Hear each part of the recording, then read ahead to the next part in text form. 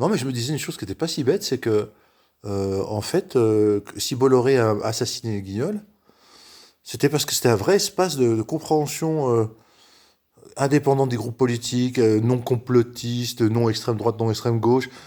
Ça montrait l'arrière-plan du cirque, du cinéma, des manipulations, des mensonges que nous font les hommes politiques. Nous, on voit ça maintenant, la plupart des gens voient ça comme si c'était un écran plat, c'est-à-dire en deux dimensions. C'est-à-dire, voilà, ils disent la vérité. Il faut se vacciner parce que sinon c'est égoïste, irresponsable, c'est pour le bien des autres et le bien de toi. C'est une leçon apprise. Les Guignols auraient montré ce qu'il y avait derrière et ils nous auraient fait rire de nous-mêmes quand on croit à ces choses-là, ou même ils nous auraient fait bien rire des hommes politiques en disant, tiens, ouais, tu crois que je te vois pas arriver, toi, par rapport au vaccin, au pass sanitaire. Tout le monde se serait bien marré et ça nous aurait réunis.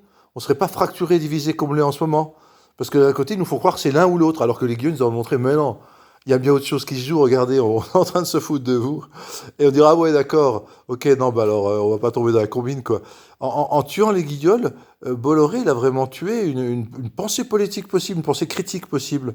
Et il le savait très bien. Parce que ce qui fait que maintenant, quand on est contre ce que dit le gouvernement, c'est qu'on est complotiste ou extrémiste ou je sais pas quoi encore. Alors qu'avant, c'est juste, on aurait eu de l'humour, un humour, humain plus amour. Ça nous permet de dédramatiser, puis aussi d'être intelligent, de ne pas prendre des choses au premier degré. Et ça, ils ont très bien compris pourquoi il fallait tuer cet espace de pensée, parce que l'humour, ça désarme. L'humour, on peut qu'acquiescer, on peut que dire rire avec la personne, on peut pas se mettre en colère contre elle. Puis souvent dans l'humour, c'est là qu'on a les analyses les plus fines et les plus pertinentes, quoi, en fait.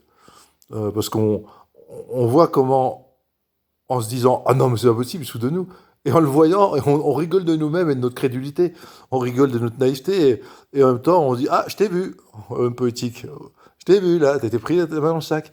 Rappelez-vous Chirac, aucun homme politique n'aurait pu dire frontalement c'est un super menteur et tout, parce qu'ils sont tous dans le même bain, ils sont tous des super menteurs. Alors que quand il y avait super menteur au Guignol, c'est acquis maintenant, on a compris, ouais, bah, c'est un super menteur, quoi, tout ce qu'il dit c'est de la foutaise.